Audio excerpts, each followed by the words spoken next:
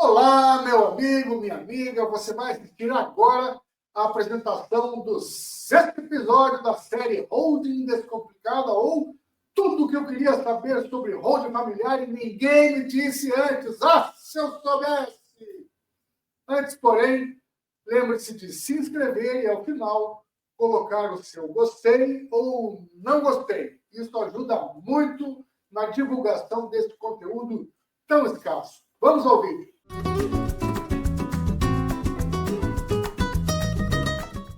A diferença entre pessoa física e jurídica no mundo patrimonial. Na semana passada, vimos como a holding deixou de ser uma estratégia empresarial e passou a ser uma ferramenta de organização patrimonial da família, aplicada não apenas à sucessão, mas também à partilha na dissolução conjugal. Agora é hora de entender como essa ferramenta permite antecipar a sucessão, transformando-a em uma decisão em vida e não mais em um evento que convive com o luto. Imagine duas formas de exercer domínio sobre um patrimônio. Como pessoa física, com tudo registrado no seu CPF. Ou como controlador de uma pessoa jurídica, com tudo registrado no CNPJ.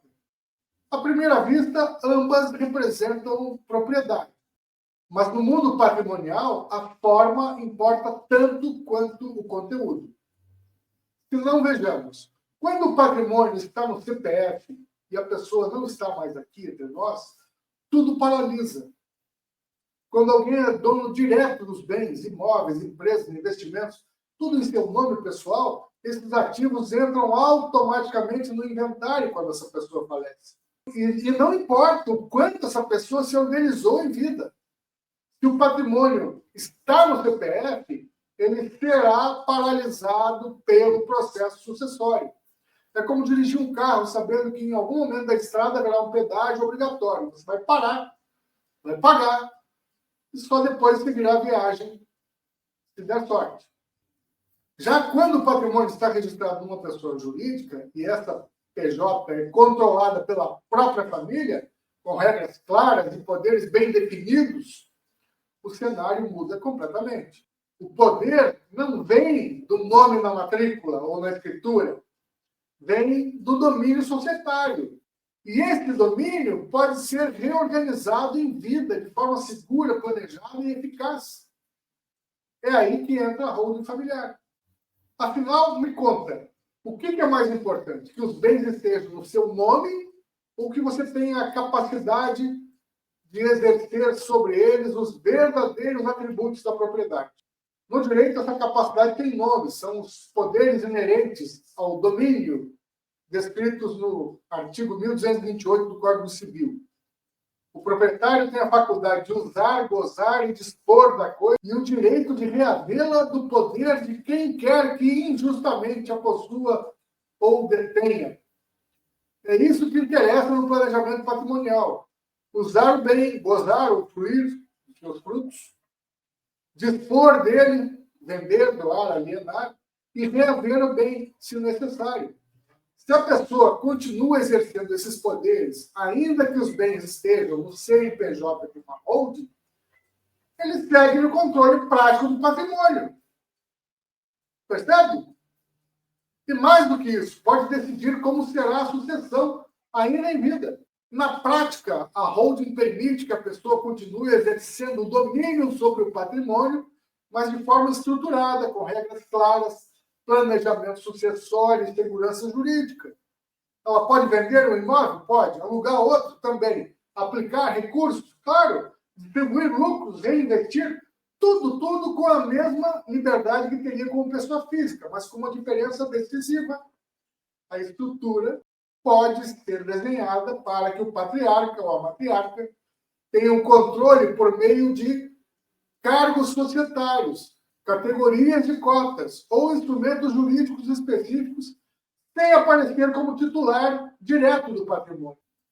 Portanto, não precisa ser sócio majoritário e nem mesmo precisa ser sócio. Aliás, o ideal é que nem sócio ele seja. Dentre as impressionantes vantagens dessa forma de organização, nós temos transferência do controle preservando o comando. Essa talvez a maior virtude da holding familiar. O patriarca ou a matriarca pode transferir as cotas a outras pessoas, vendê-las, distribuí-las entre os filhos, e mesmo assim continuar exercendo o domínio. Isso porque o verdadeiro poder está nos instrumentos de controle, como cargos de administração com poderes especiais, cotas com direitos políticos diferenciados, cláusulas contratuais que assegurem veto, preferência e comando. Assim é possível transferir o patrimônio sem abrir mão da liderança, inclusive com a possibilidade de se reservar o usufruto dos bens ou das cotas. O usufruto permite que o instituidor mantenha o uso, a fruição e até a administração dos ativos transferidos, reforçando a ideia de que é possível ceder a titularidade sem perder o domínio prático, mantendo a coesão da família e a integridade do projeto patrimonial. Organização antecipada da sucessão, dispensando o inventário. Outra possibilidade que reforça essa estratégia é a venda antecipada de cotas, com entrega futura, vinculada ao evento do falecimento.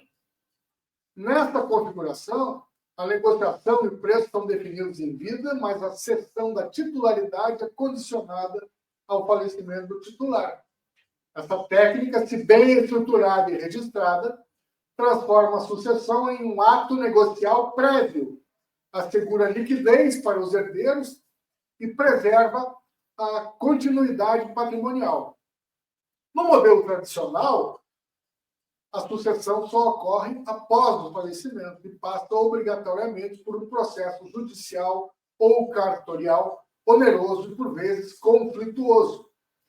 Já com a holding familiar, isso muda. A sucessão é antecipada e organizada de forma estratégica em vida e com base em instrumentos societários. As cotas da empresa podem ser distribuídas entre os herdeiros com regras claras, valores definidos, cláusulas de proteção e, se desejado, com usufruto preservado para quem transferiu. Também é possível prever regras diferentes para herdeiros distintos, conforme os objetivos do titular, assegurando intencionalidade e equilíbrio à sucessão. Nos termos do artigo 1784 do Código Civil, a sucessão se abre com o falecimento, momento em que os bens do falecido são transmitidos aos herdeiros legítimos e testamentários. Isso inclui participações societárias não transferidas em vida, que integram o espólio e, portanto, exigem inventário. E isso reforça a importância de transferir essas cotas ainda em vida, por meio de um planejamento formalizado, juridicamente válido e devidamente registrado.